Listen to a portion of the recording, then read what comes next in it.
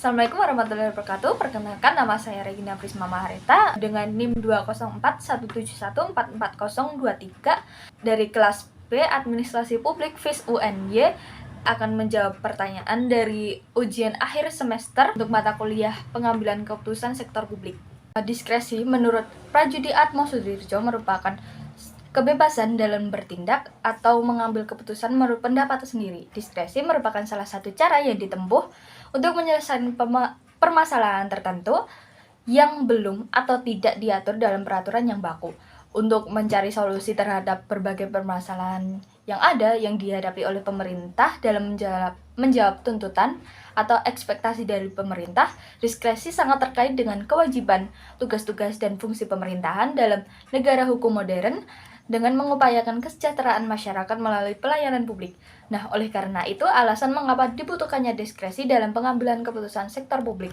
Dalam penjelasan tersebut, dapat diketahui bahwa menjadi kelebihan dan kelemahan dalam diskresi dalam pengambilan keputusan sektor publik, di mana diskresi dapat menjadi kelemahan dan dapat berimplikasi buruk bagi suatu pemerintahan berdasarkan naskah akademik Undang-Undang Administrasi Publik. Yang pertama yaitu diskresi mengandung penyalahgunaan wewenang di mana penggunaan wewenang tidak sesuai dengan tujuan atau penggunaan tujuan yang tidak sesuai dengan wewenang yang dimaksud.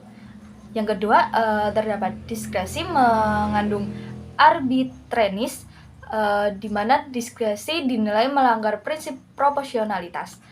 Nah, diskresi dapat menjadi kelebihan karena diskresi dapat menjadi tolak ukur dalam mewujudkan tata pemerintahan yang baik melalui kepastian hukum, kemanfaatan, tertib penyelenggara negara, kepentingan umum, keterbukaan, proporsionalitas, atau keseimbangan.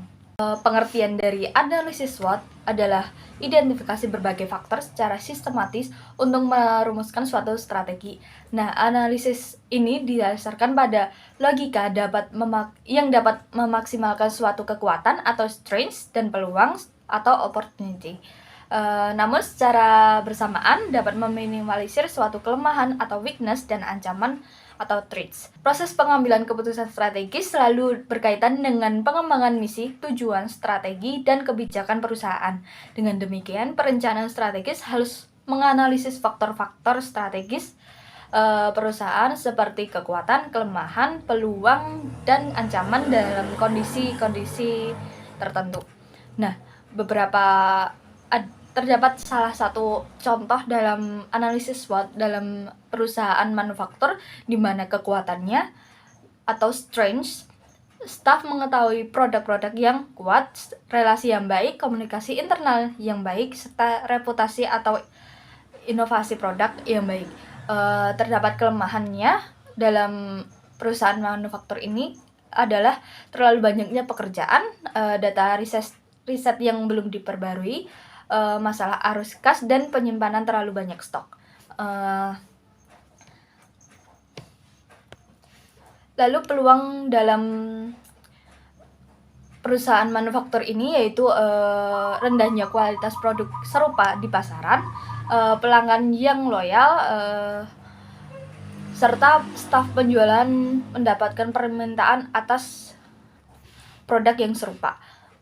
Terdapat ancaman dalam perusahaan manufaktur ini yaitu kompetitor memiliki produk yang serupa, kompetitor meluncurkan iklan yang menjadikan produk-produknya menjadi saingan dalam perusahaan manufaktur.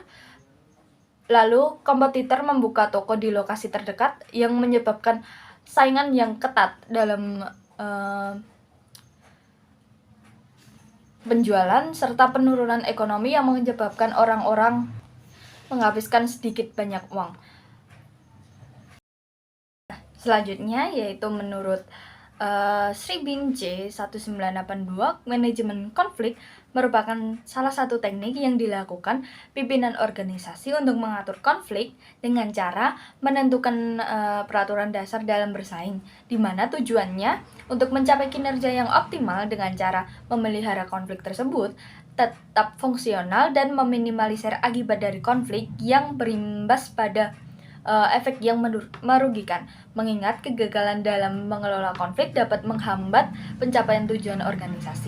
Nah, maka dari itu pemilik teknik, yaitu pemimpin organisasi, harus tepat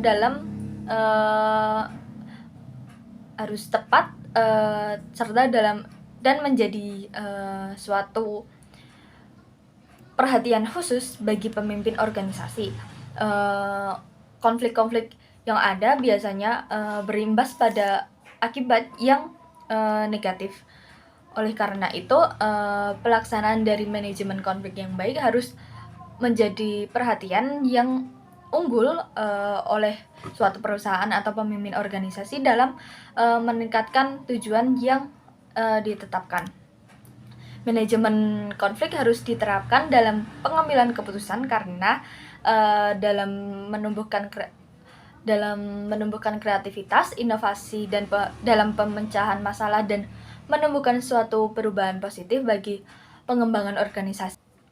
Alasan mengapa manajemen konflik harus diterapkan dalam pengambilan keputusan karena dapat menumbuhkan kreativitas, inovasi dalam pemecahan masalah dan menumbuhkan suatu perubahan positif bagi pengembangan organisasi, seperti dapat menumbuhkan suasana kompetitif dan konflik dapat menjadi alat inovasi bagi pengelola organisasi yang baik.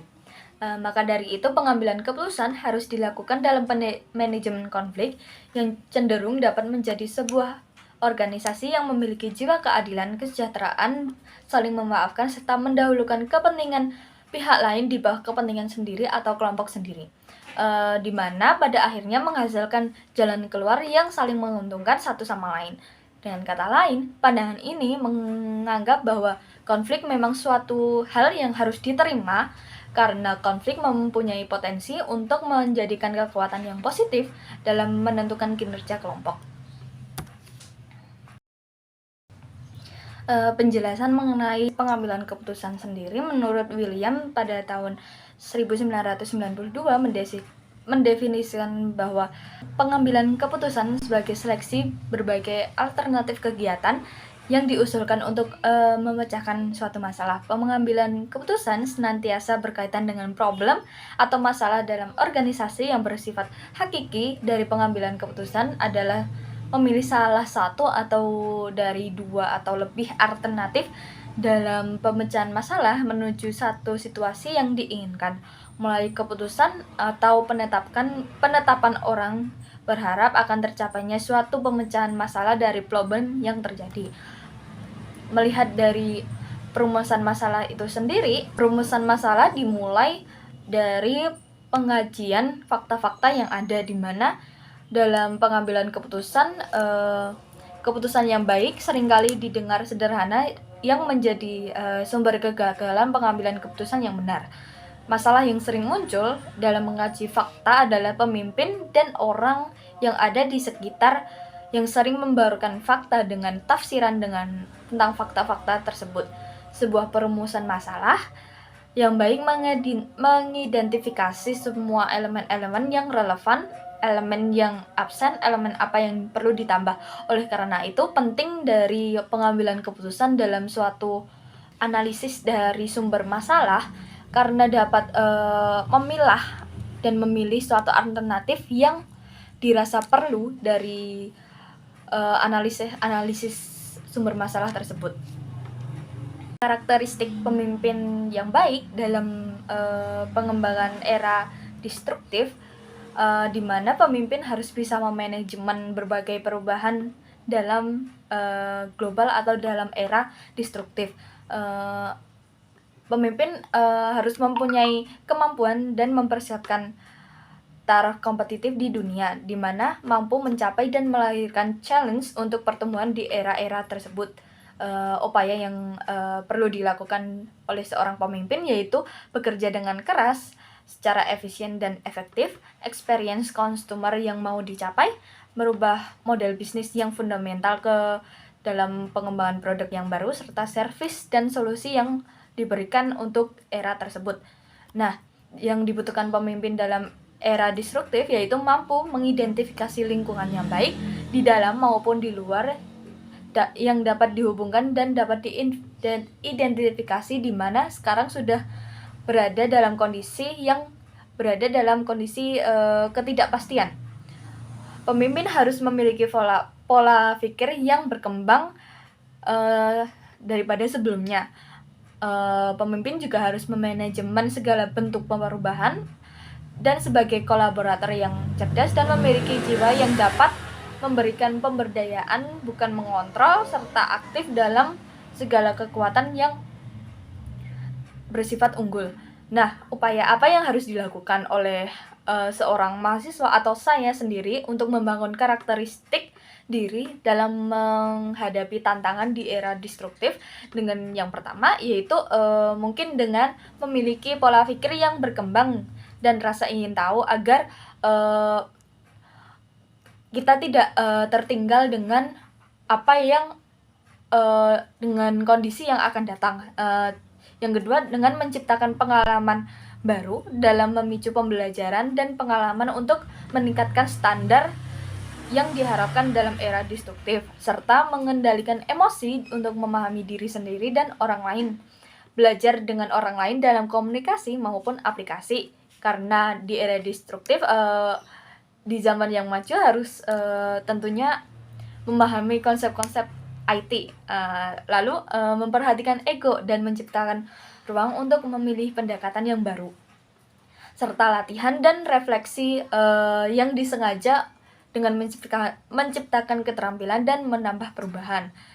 Keluar dari zona nyaman, tentunya dengan seperti aktif dalam berbagai hal dan meninggalkan kegiatan yang lama seperti bermalas-malasan atau terlalu sering bermain HP tanpa menambah suatu pengetahuan, serta komitmen dalam menciptakan perubahan yang berkelanjutan, karena komitmen tersebut dapat menjadi kunci untuk membangun karakteristik dalam menghadapi tantangan di era destruktif. Demikian penjelasan jawaban dari saya. Jika ada salah kata, saya mohon maaf. Wassalamualaikum warahmatullahi wabarakatuh.